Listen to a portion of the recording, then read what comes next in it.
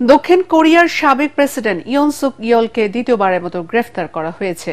গত ডিসেম্বরে সামরিক আইন জারির ব্যর্থ চেষ্টার মামলায় বৃহস্পতিবার গ্রেফতারের পর সিউলের একটি আটক কেন্দ্রে বন্দী রাখা হয়েছে তাকে। রাজধানী সিউলের একটি আদালত মামলার আলামত ধ্বংস করতে পারেন আশঙ্কায় সাবেক এই প্রেসিডেন্টের বিরুদ্ধে গ্রেফতারি পরোয়ানা জারি করেন। পরে আদালতের নির্দেশ অনুযায়ী বৃহস্পতিবার ইয়ন সুক ইয়লকে গ্রেফতার করা হয়। গত বছরের ৩ ডিসেম্বর দেশটির আইন প্রণেতারা প্রেসিডেন্ট সামরিক আইন জারির ঘোষণা প্রত্যাখ্যান করার প্রস্তুতি নেওয়ার সময় সংসদে সশস্ত্র সৈন্য পাঠিয়ে বেসামরিক সরকারকে উৎখাতের চেষ্টা করেন ইয়ন। এ ঘটনার জেরে দেশটিতে ভয়াবহ রাজনৈতিক সংকট তৈরি হয়। চলতি বছরের জানুয়ারিতে দেশটির পুলিশ অভিযান চালিয়ে প্রেসিডেন্ট ইয়নকে গ্রেফতার করে। ইসরায়েলের বিরুদ্ধে আন্তর্জাতিক পদক্ষেপের বিষয়ে একমত হতে কলম্বিয়ায় হতে যাচ্ছে জরুরি সম্মেলন।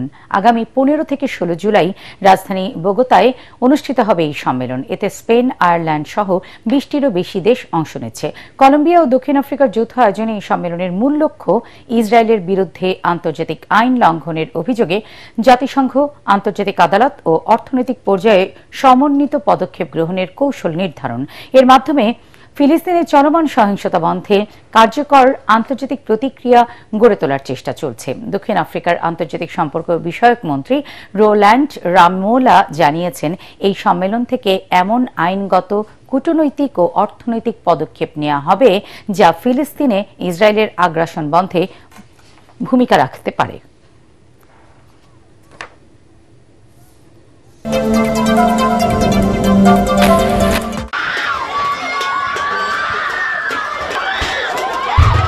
ইসরায়েলের চলমান আগ্রাসনে আরও এক হৃদয় বিদারক দিন পার করল ফিলিস্তিনের গাজা ভূখণ্ড। যুদ্ধবিরতির আলোচনার মধ্যেই শুক্রবার ইসরায়েলি বাহিনীর বর্বর হামলায় একদিনে ৮২ জন ফিলিস্তিনি প্রাণ হারিয়েছেন। এদের মধ্যে অনেকেই ছিলেন শিশু ও নারী, যারা শুধুমাত্র খাদ্য সহায়তা সংগ্রহের জন্য লাইনে দাঁড়িয়েছিলেন। শিশু খাদ্য নিতে লাইনে দাঁড়িয়ে থাকা নিরীহ মানুষের উপর ইসরায়েলের বিমান হামলায় একসঙ্গে প্রাণ হারান ১৫ জন, যাদের মধ্যে ৯ জন শিশু এবং ৪ জন নারী ছিলেন। ভয়াবহ এ হামলায় আরও অন্তত ৩০ জন আহত হয়েছেন, যাদের অধিকাংশই শিশু। খাবারের আশায় লাইনে দাঁড়িয়ে থাকা মানুষের উপর এমন বোমা বর্ষণ বিশ্ব বিবেককে নাড়িয়ে দিয়েছে। জাতিসংঘের শিশু তহবিল ইউনিসেফ এই হত্যাকাণ্ডকে অমানবিক ও চরম নিষ্ঠুর বলে আখ্যা দিয়েছে। সংস্থাটি বলছে, মানুষ যখন কেবল বেঁচে থাকার আশায় সাহায্য নিতে আসে, তখন তাদের হত্যা করা সম্পূর্ণ মানবতা বিরোধী। আন্তর্জাতিক মানবাধিকার আইন মেনে চলার আহ্বান জানিয়ে এই হামলার নিরপেক্ষ ও স্বচ্ছ তদন্ত দাবি জানিয়েছে সংস্থাটি। এদিকে হামাস এ ঘটনাকে চলমান গণহত্যার অংশ হিসেবে চিহ্নিত করেছে। তারা জানায়, ইসরায়েল পরিকল্পিতভাবে স্কুল, রাস্তা, আশ্রয় কেন্দ্র ও অন্যান্য বেসামরিক স্থাপনায় একের পর এক হামলা চালিয়ে যাচ্ছে, যা পূর্ণমাত্রার জাতিগত নির্মূল অভিযান। ২০২৩ সালের ৭ অক্টোবর থেকে শুরু হওয়া ইসরায়েল হামাস যুদ্ধের জেরে গাজায় প্রতিদিনই নতুন করে বাড়ছে লাশের মিছিল। গাজার স্বাস্থ্য মন্ত্রণালয়ের সর্বশেষ তথ্য মতে এ পর্যন্ত ৫৭,৭৬২ জন ফিলিস্তিনি নিহত হয়েছেন এবং আহত হয়েছেন আরও ১,৩৬,৬৫৬ জন। প্রতিটি সংখ্যা এক একটি পরিবারের কান্না, এক একটি সন্তানের চিরতরে নিভে যাওয়া স্বপ্ন। News desk, ATN Bangla.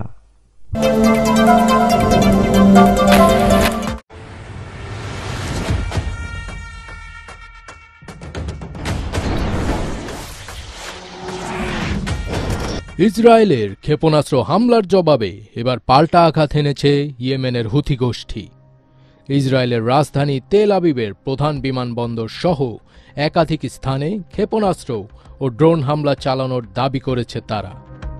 এছাড়া ইয়েমেনের হুথি বিদ্রোহীরা লোহিত সাগরে একটি বাণিজ্যিক জাহাজে হামলার দায় স্বীকার করেছে। ক্ষতিগ্রস্ত জাহাজটির ক্রুরা জাহাজটি পরিত্যাগ করতে বাধ্য হয়েছেন। গত কয়েক মাসের মধ্যে এটি এত বড় মাপের প্রথম হামলা ছিল।